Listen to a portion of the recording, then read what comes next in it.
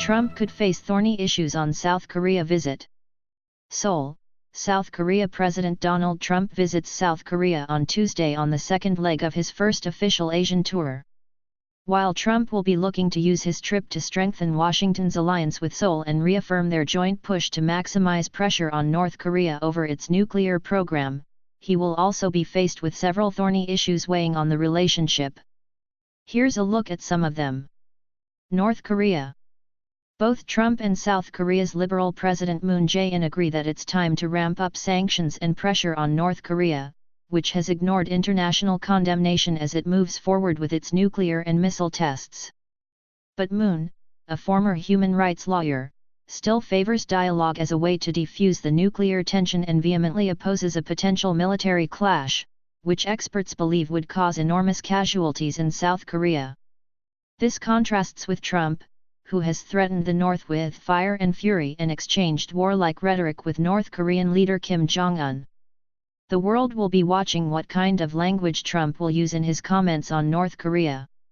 A hint at a military option or crude insults directed at Kim, like the term "Little Rocket Man" he previously used to deride the young North Korean dictator, is certain to enrage North Korea, which could react with weapons tests and threats of war. Increasing animosity would be a burden for Moon. Trade.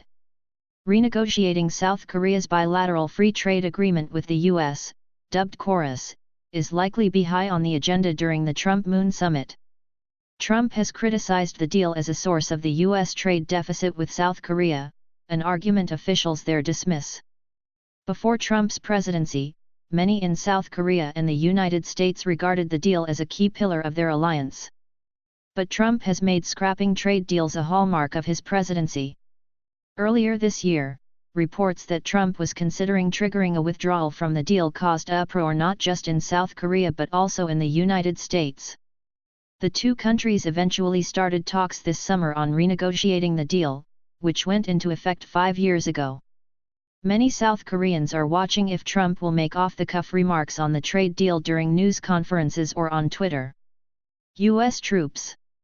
Trump wants South Korea to pay more for the U.S. military presence on its soil, which is chiefly aimed at deterring potential aggression from North Korea.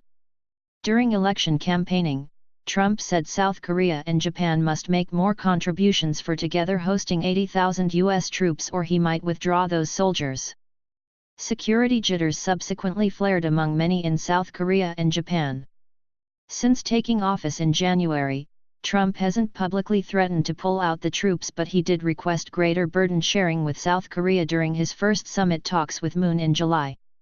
South Korea currently pays more than 900 billion won, $800 million, annually, and negotiations with the United States are to start in the coming months to try to determine a new amount for South Korea to contribute. U.S. missile defense. South Korea's recent agreement with China to try to end disputes over an advanced U.S. missile defense system deployed in South Korea could be an issue. While announcing the deal last week, Beijing, which views the Terminal High Altitude Area Defense System as a security threat, said it noted that Seoul stated it won't do several things, deploying an additional THAAD battery, helping develop security cooperation with Japan and the U.S. into a trilateral military alliance, and joining a global U.S. missile defense network. South Korea's foreign minister made similar remarks during a parliament committee meeting earlier last week. Critics say the South Korean moves, dubbed by local media as its 3 No policies, could undermine the operational capability of the allied South Korea U.S. forces and Trump's push to bolster three-way cooperation with Seoul and Tokyo to put more pressure on Pyongyang. Other issues at stake are South Korea's hope to regain the wartime operational control of its troops, currently placed at the hands of the chief of the 28,000 U.S. troops in the south, and Seoul's possible purchase of high-tech U.S. weapons systems.